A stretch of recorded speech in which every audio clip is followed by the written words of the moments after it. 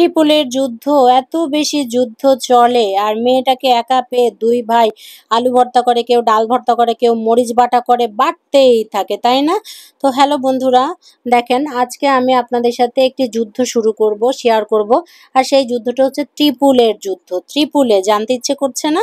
চলুন, ট্রিপলেতে হচ্ছে এতে আনান, এতে আফিফ, আর এতে হচ্ছে আমার লাল্লু ভুল্লু গল্লু মল্লু, আমার কলিজার টুকরা আয়ান। তো আয়ান এবং আফিফ যেহেতু দুই ভাই, এক বোনকে পেয়ে এরা যে কি করে, আলু ভর্তা বানায় আমার ছেলে, আফিফ বানায় ডাল ভর্তা, কেউ বা মরিচ বাটার মতো করে ওকে পিষে ফেলে। মানে আনান হয়ে গেছে একদম একা। কিন্তু আনানের কথা হচ্ছে যে মনি, আর কোনো বোন আমার চাই না, আমি একাই থাকতে চাই। এরা যে আমাকে আলু ভর্তা ডাল ভর্তা করে তাতেও আমি শান্তি। দেখেন আমার এইটুকু লাল্লু ভুল্লু ওকে কি করে মারছে, পিটাচ্ছে। মানে আফিফ হইলো ওর ফ্রেন্ড ভাইয়া, ফ্রেন্ড ভাইয়াকে কেউ আক্রমণ করতে পারবে না, ফ্রেন্ড ভাইয়াকে কেউ কোনো রকম আঘাত দিতে পারবে না। যে ফ্রেন্ড ভাইয়াকে পিটাবে আয়ান তাকে মারতে যাবে, তাকে লড়তে যাবে। তো ইটুটুকু লাল্লু ভুল্লু গল্লু মল্লুটা আয়ানকে সমানে মারছে, পিটাচ্ছে এবং রীতিমতো যুদ্ধ চলতেছে। এই যুদ্ধ হঠাৎ রান্নাঘরে ছিলাম আমি। এটা হচ্ছে আমার বাবার বাড়ির আমার রুম, যে রুমটা আমি গেলে দখল করে থাকি। এই রুমটাতেই মূলত আমি থাকি, কারণ এটাতে অ্যাটাচ বাথ আছে। আর অ্যাটাচ বাথ বা হাই কমোডটা আল্লাহ রুম হইলে আমার তো খুবই চলে। প্যান আমি একদমই প্রেফার করি না। তো এই রুমটা গিয়ে আমি যখন দখল করি, এই রুমটাতেই বাচ্চা কাচ্চাগুলো এত বেশি টিভি দেখার জন্য বসে থাকে। তাদের নানুর ঘরে বা সোফা রুমে কিন্তু টিভি আরেকটা আছে, কিন্তু সেখানে যাবে না, এই রুমটাতেই সবাই মিলে আড্ডা দিবে। আমি এখন রান্নাঘর থেকে দিয়েছি ছুট, যে কি করছিস কি করছিস। এদিকে আমার বড় বোন তার মেয়েকে রক্ষা করার জন্য ছুটে এসেছে। এই আমার ছেলেকে একা পেয়ে তোরা কি করছিস, সরি আমার মেয়েকে একা পেয়ে তোরা মারছিস। এখন আমার এই কথা বলার সাথে সাথে আফিফ ওর আম্মুকে বলছে, তুমি সরো তুমি সরো, আমরা ওকে আজকে আলু ভর্তা করেই ছাড়বো, হল্যান্ডের আলু আজকে ওকে বানাবোই বানাবো, হল্যান্ডের আলু ভর্তা হবেই হবে।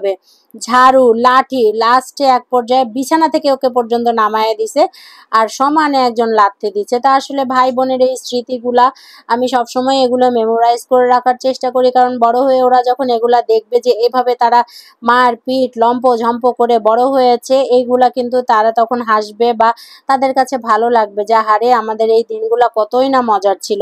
যদিও আমাদের কাটানো ছেলেবেলাটা একটু অন্যরকম ছিল, আর ওদের কাটানো ছেলেবেলাটা হচ্ছে ডিভাইস রিলেটেড। আর আমরা তো মাঠ ঘাট, লাটিম খেলা, কানামাছি খেলা, কত কিছু যে খেলাধুলা ছিল, এখনকার বাচ্চারা কিন্তু এই খেলাটা খেলে না।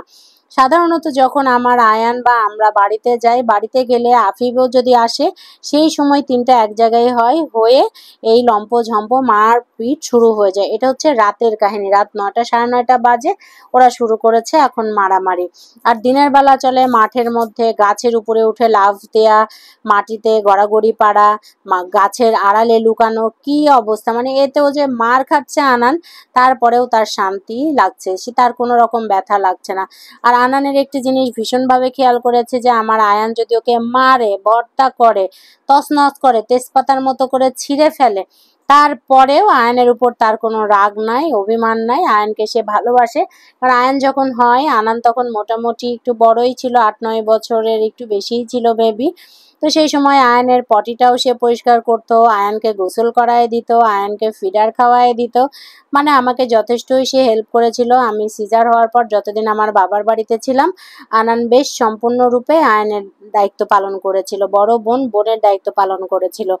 আর আমার ছেলেটা একটু গোল্লুমোল্লু হয়েছিল, তো এই জন্য আসলে সবার কাছে সে খুবই আদরের। আর যেহেতু সবচেয়ে সে ছোট আমাদের ভাই বোনদের মধ্যে, আমার বাচ্চাটা হচ্ছে সবার ছোট, তো এই আদরটা থেকেও বঞ্চিত হয় না। সবাই আমার গোল্লুমোল্লুটাকে খুব ভালোবাসে। মূলত আমি হচ্ছে আমার বাবার বাড়িতে জল্লাদ, সে জল্লাদের ছেলে হিসেবে ওকে এই জন্য কেউ একটা টোকা দিতে গেলেও 10বার চিন্তা করে, যে ওর মা তো ঠিক তেড়ে আসবে, ওকে কিছু করা যাবে না, ওকে মারা যাবে না। এই কারণে এই জল্লাদের বাচ্চা হওয়া হইলেও লাভ আছে। তো এই খেলাধুলা দেখছি, খেলতে দিয়েছি, খেলতে দেখতে দিতে এখন লাস্টে বালিশ পিটাপিটি শুরু হয়ে গেছে, এবং একটা বালিশ কিন্তু তারা ছিঁড়েও ফেলবে। তো আর কত যুদ্ধ এদের দেখবো, কবে তোরা বড় হবি বাবা। এরা খুশিতে আবার পোজ দিচ্ছে, কেউ লাভ রিয়াকশন দিচ্ছে, কেউ লাইক রিয়াকশন দিচ্ছে, কি করছে এটা? কি আসলে এই মারামারি চলতেছে, নাকি ওদের হচ্ছে ভিডিও শুট চলতেছে? আমি আসলে ঠিক বুঝতে পারছি না। আমার ছেলে আর কত মারবে বাবা, তুই থাম থাম, ক্লান্ত হয়ে যাবি, এত লাথি দিস না, সমানে লাথ। আয় হায়, কি করছে, লাথি মারছে তো মারছে, মারছে তো মারছে, মেয়েটাও কিছু বলছে না। ধ্যাৎ, ওকে কিছু বলছে না কিসের জন্য।